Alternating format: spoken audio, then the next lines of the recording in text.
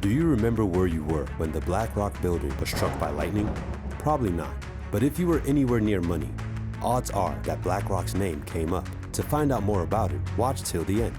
That's BlackRock, the $10 trillion with a T investment firm that owns a majority stake in the New York Federal Reserve Bank and has cornered the market on just about everything else. You need to believe this, yes, trillion it is. Half of the GDP of America belongs to BlackRock. It's absurd that both the US and Chinese governments now depend on BlackRock to avoid stagflation, and that BlackRock's chairman and CEO now exists to serve on the panels of both the World Economic Forum and the Power Council of Global Affairs. Whoever controls the money controls the world, said Henry Kissinger. Additionally, no other business in existence has had such a large worldwide impact. Even more astonishing, BlackRock accomplished this within just 34 years. But what are the highlights exactly? For whatever reason, you've almost certainly never heard of them. A rationale that will become more apparent later when you see the full effect of BlackRock's extensive control after watching this video. How, therefore, did BlackRock come to have such sway over the world? How did BlackRock become the most powerful organization ever evolved from being merely a dull investment firm? Well, let's start by exploring how Larry Fink founded BlackRock in the past. In 1952, Larry was raised into a prosperous household in Los Angeles. He had a lifelong thirst for power. He spent his formative years trying to make a political career and eventually earned a BA in political science from UCLA. But he quickly understood that genuine power isn't found in politics. Cash is. As a result, he early on shifted his direction to pursue a career in finance and real estate. Fink was also engaging himself in the wealthy and influential environment while still in college. Fink took use of his contacts as a full-time member of the exclusive Kappa Beta Phi, which included Michael Bloomberg as well as the head of Goldman Sachs, to launch a career in the dull mortgage bond division of First Boston, a New York-based investment bank.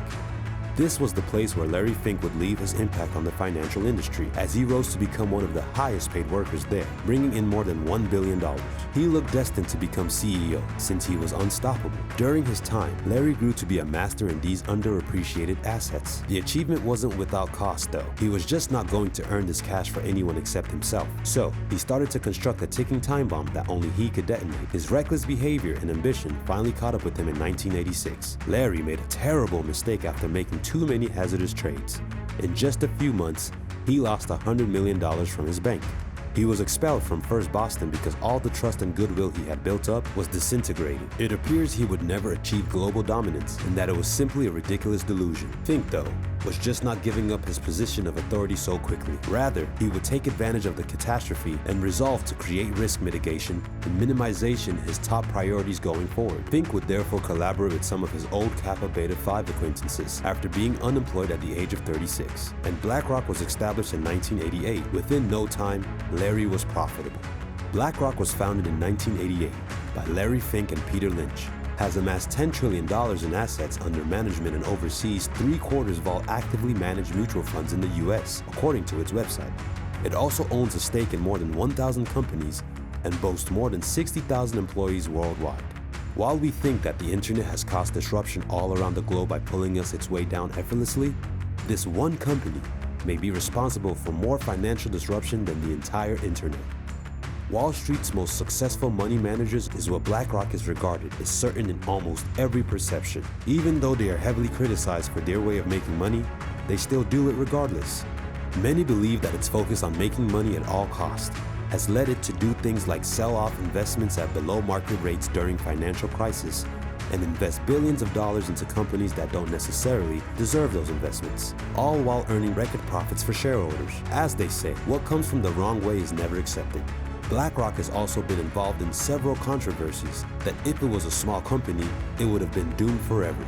The Financial Times reported that BlackRock admitted to rigging liberal rates for profit.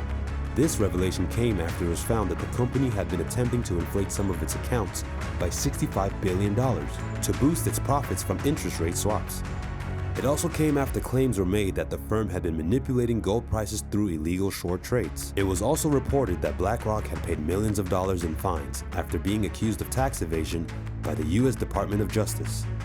The DOJ accused BlackRock of funneling profits through subsidiaries located in offshore locations like Bermuda and Puerto Rico, so they could avoid paying taxes on the money earned from investing clients' money. BlackRock's handling of the data breach led to an SEC investigation into whether it violated securities laws. News outlets reported that a former employee accused Fink and other top executives at BlackRock of sexual harassment too. Since Larry Fink was on an unstoppable route to dominating the world, over the following 10 years, Larry Fink's influence grew steadily. But it wasn't enough to satisfy his desire. As I said before, Fink had established a ticking time bomb during the early years of First Boston. The ticking time bomb was now prepared to go off, and the globe experienced the greatest financial collapse since the financial collapse in 2008.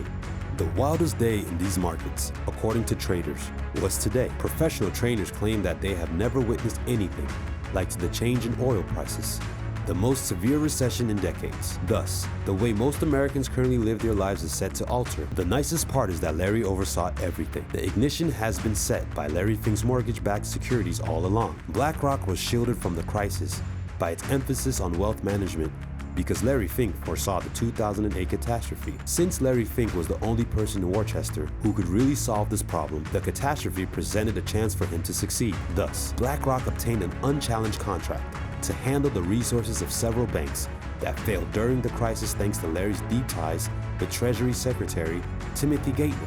By taking advantage of this catastrophe, Larry rose to become the most dominant figure on Wall Street. But this was still just Wall Street.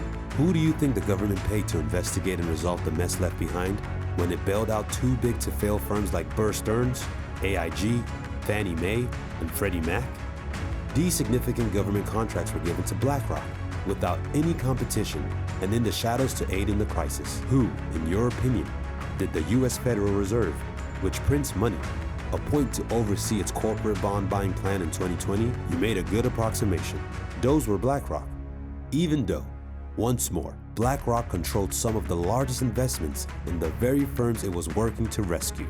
Larry oversees the banking, trends, culture, and foreign affairs. Leaders of the globe are at his call and beck. BlackRock today holds shares in businesses across all sectors, including media corporations, banks, oil companies, and weapons manufacturers, and is responsible for managing assets representing 10% of the global economy.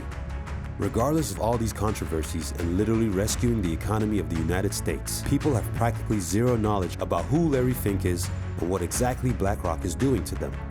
BlackRock's influence of the media is among the many ways it effectively rules the globe. In addition to owning a portion of Vanguard, an investment firm, BlackRock now has influence over 18% of Fox, 16% of CBS, 13% of Comcast, which in turn owns NBC, MSNBC, CNBC, and Sky, and even 12% of Disney.